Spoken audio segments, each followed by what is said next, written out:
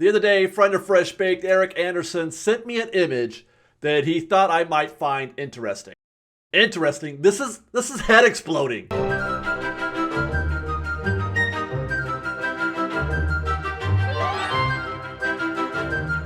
Hello everybody, welcome back to Fresh Baked. I hope you're ready for one of the most interesting conversations that we've had regarding Star Wars Land in recent memory. But before we get started, I want to ask everybody to take a second and to like this video and to subscribe to our channel, because it would be really cool if you did. I'd love it. Now, the image provided by Erik was an image included with a patent filing by Disney almost 4 years ago. And in the email, he had asked me if I thought this was part of the Millennium Falcon due to the circular nature of the image that he gave me.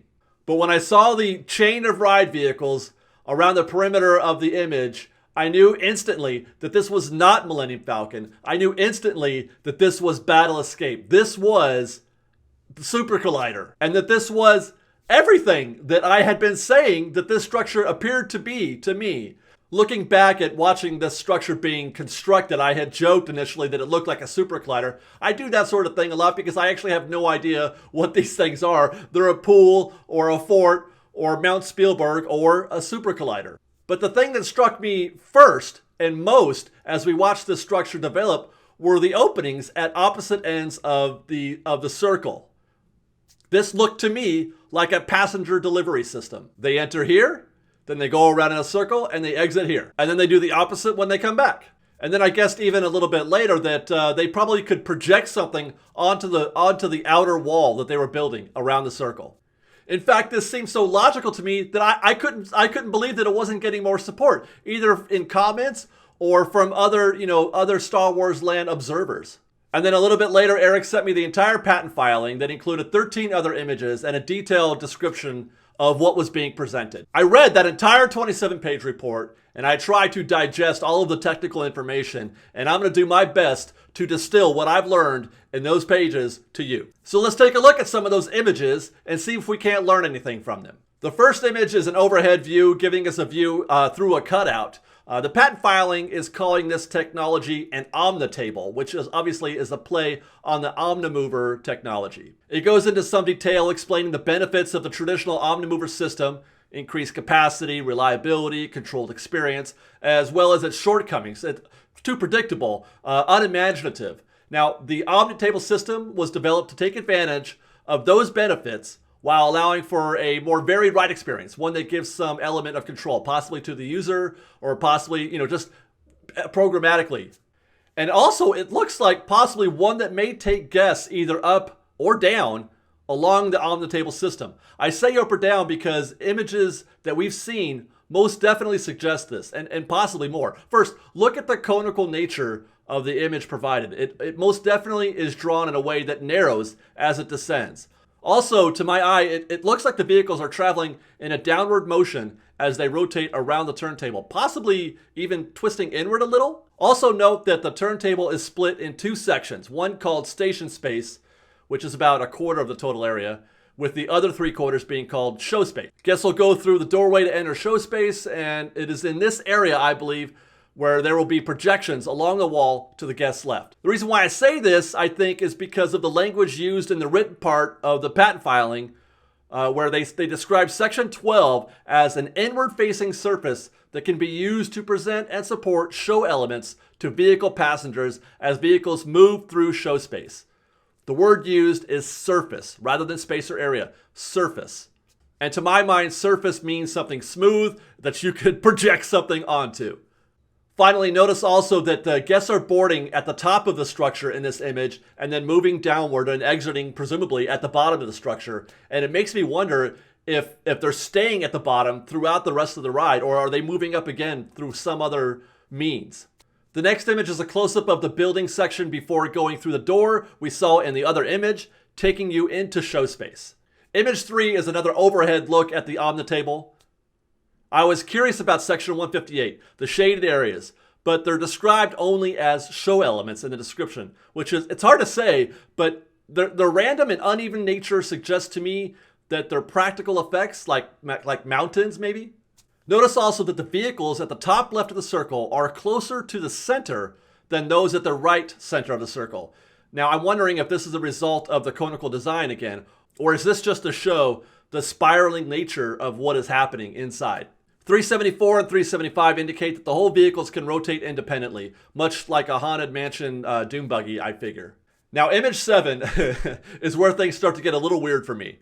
Until now, we've been describing a fairly straightforward on-the-table system where vehicles go around in a circle and possibly descend. But what are we showing here? The description calls it a translation mechanism.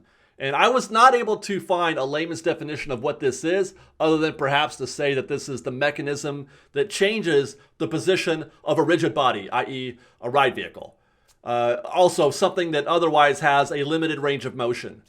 This is supported, I guess, by the follow-up statement in the description that states that this translation offers 4 DOF, or degrees of freedom. Quick primer on that. A train moving on a track has only 1 degree of freedom. Likewise, ride vehicles on a traditional omnimover track behave the same way. They're all connected by a chain and then pulled together. When one stops, they all stop. When one goes, they all go, and so on. However, a dune buggy does twist on its fixed position, like it's described in the previous images, so I'm not sure if that qualifies as a degree of freedom or not. That's where my brains kind of end. Figure 11B, and now I'm losing my mind a little bit. If I understand correctly, this is an example of the vehicles going through multiple rotations. The outer ring is the initial loading and unloading rotation. The second ring, I believe, is the second rotation, and that is guests have gone around the turntable a second time or on their second turn. And I believe it actually does go around 3 times before reaching its end. But is it going around at a fixed distance from the axis, or is it moving inward as well? Now remember from the first image that the omnitable was drawn in a conical shape.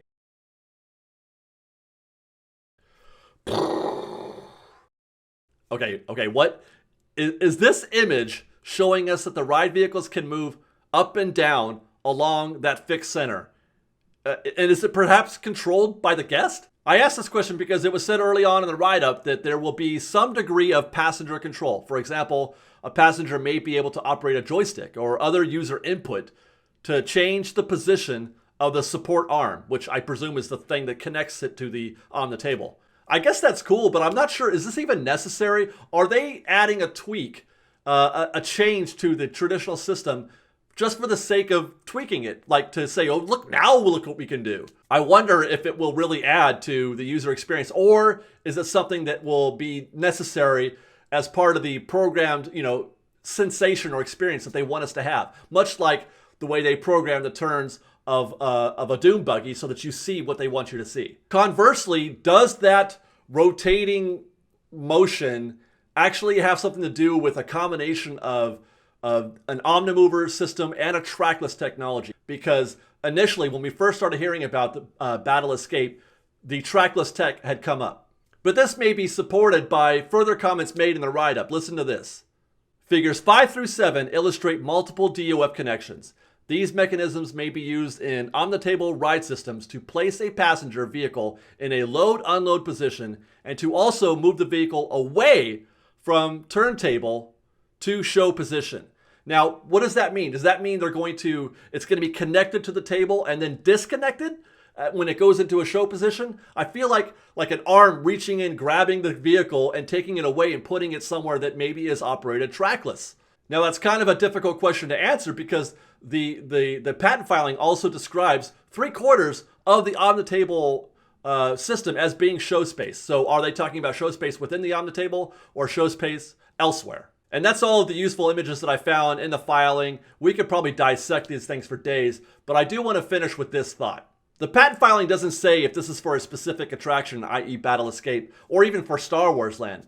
So this is all just total conjecture on my part. But hot damn, doesn't that look like exactly what I have been saying since the very beginning when we first started seeing them build that structure? And if so, have we not at least gone some way in cracking the code and figuring out what kind of ride system we're going to have for Battle Escape? I'd love to hear your thoughts on this, Fresh Baked. Do you agree that this is Battle Escape, or am I just assuming too much? But more importantly, I want to hear from any engineers or armchair engineers out there who can shed some light on these images and what has been described. Let us know in the comments below, and until next time, Fresh Baked!